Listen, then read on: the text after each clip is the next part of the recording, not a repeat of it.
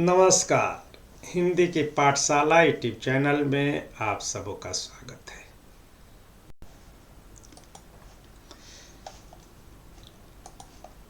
कबीर गुर गरवा मिलया, रली गया आटैलू,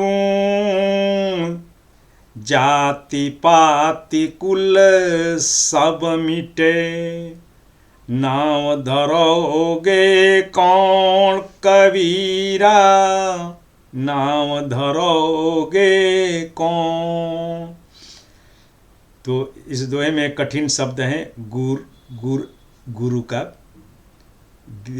विकृत रूप है, विभ्रष्ट रूप है, और गर्वा यानी कि गौरवशाली महान, मिलिया माने मिले, रली गया आटे लूण, लूण का मतलब नमक, आटे का मतलब जो है आटा, और रली गया यानी कि आटा में जब नून को मिलाया गया तो जाति पात कुल सब मीठे। जात पात यानी कि जाति और उस बिरादरी और कुल खानदान सब मिट गए।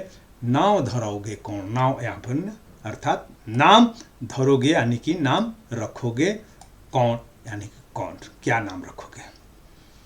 संदर्भ इसका तब आगे आ जाएगा कि प्रस्तुत साखी निर्गुण काव्य धारा के श्रेष्ठ संत कवि कबीरदास जी द्वारा रचित है, और यह साखी डॉक्टर श्याम सुंदर दास जी द्वारा संपादित कबीर ग्रंथावली के गुरुदेव को अंग से लिया गया है। अब इसका प्रसंग है कि ज्ञान की प्राप्ति के बाद अगर सच्चे गुरु अगर मिल जाते हैं तो सद्गुरु ज्ञान प्रदान करता है, तो उस ज्ञान की प्राप्ति के बाद साधक का अहंकार मिट जाता है, और आत्मा और परमात्मा की भेदकता यानी कि आत्मा और परमात्मा के बीच में भेद है, यह भेदभाव मिट जाता है। दोनों अभेद बन जाते हैं। वैसे ही जैसे आटा में नमक को अगर मिला दिया जाता है तो नमक अपने अस्तित्व को विलीन कर लेता है, वह आटे में ही मिल जाता है। वैसे ही साधक या भक्त परम सत्ता में अपने आप को विलीन कर देता है।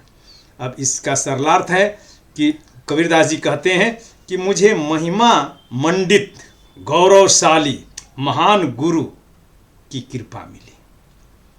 और पीछे हम लोग पढ़े हैं दोहे में कि ईश्वर की कृपा होती है, बड़ी कृपा होती है, तब जो है सद्गुरु मिलता है।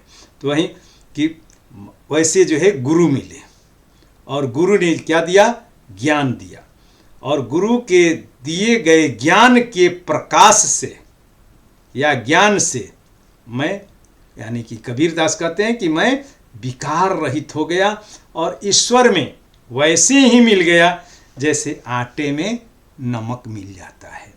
इस तरह से मेरे व्यक्तित्व के जो बोधक तत्व थे कि मैं हूँ, मेरी जाति ये है, मेरी बिरादरी ये है, मेरा कुल खानदान ये है, आदि सब जो है मिट गए, नष्ट हो गए। और अब जब मेरा कुछ रहा ही नहीं, न नाम, न जाति, न पाति, न कुल, न खानदान, तब मुझे संसार किस नाम से पुकारेगा, क्या मेरा नाम रखेगा। यानी कि इसमें अनामता है। अब इसकी जो है व्याख्या, तो व्याख्या में कबीरदास जी कहते हैं कि मुझे आत्मज्ञान तथा तत्व ज्ञान से पूर्ण महिमा मंडित महान गुरु मिल गए हैं। वैसे गौरवशाली गुरु की कृपा मुझे मिल रही है, जिनके तत्व ज्ञान से, उपदेश से मैं शुद्ध चैतन्य हो गया, अर्थात विकारों से जो है मैं मुक्त हो गया, और ईश्वर के साथ वैसे ही मिल गया जैसे आटे में नमक जब मिलाया जाता है तो नमक और आटा एक नेक हो जाते हैं, यानी कि दो होते हुए भी एक हो जाते हैं। नमक अपने अस्तित्व को मिटा देता है, अपने अस्तित्व को खो देता है। वैसे ही गुरु के दिए ज्ञान के कारण प्रभु से मिलन हो जाता है, और जब प्रभु के साथ जब मिलन हो जाता है ईश्वर की जब प्राप्ति हो जाती है तो शिष्य का शिष्यत्व, उसका स्वत्व, उसका अस्तित्व और अहंकार मिट जाता है। वैसे ही मेरा भी अहंकार मिट गया और मैं सांसारिकता से मुक्त हो गया।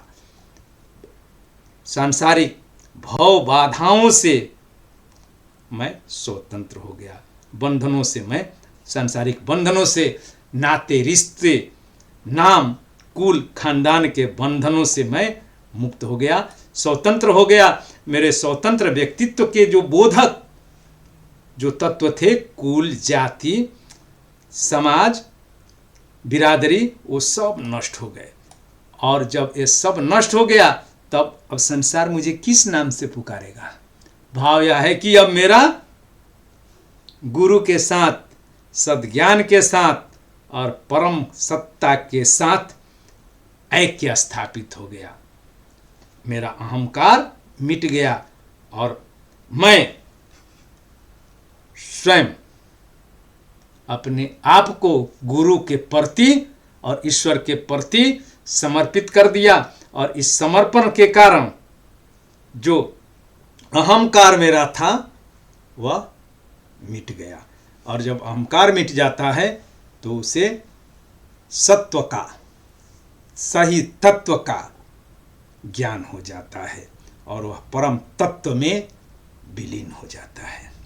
अब इसमें विशेष है कि भक्ति के प्रभाव से भक्त भी भगवान रूपी हो जाता है, भगवान मय हो जाता है, ईश्वर में ही समाहित हो जाता है। तो और दूसरा, इस साखी में गुरु की महिमा और उसके द्वारा दिए गए ज्ञान के परिणाम को व्यंजित किया गया है। इसमें प्रतिवस्तुपमा अलंकार है। अब प्रतिवस्तुपमा अलंकार क्या है कि इसमें के पहले खंड में, यानी कि दो दो पंक्तियां हैं, तो पहली पंक्ति के पहले खंड में उपमेय होता है गुरु की जो है कृपा।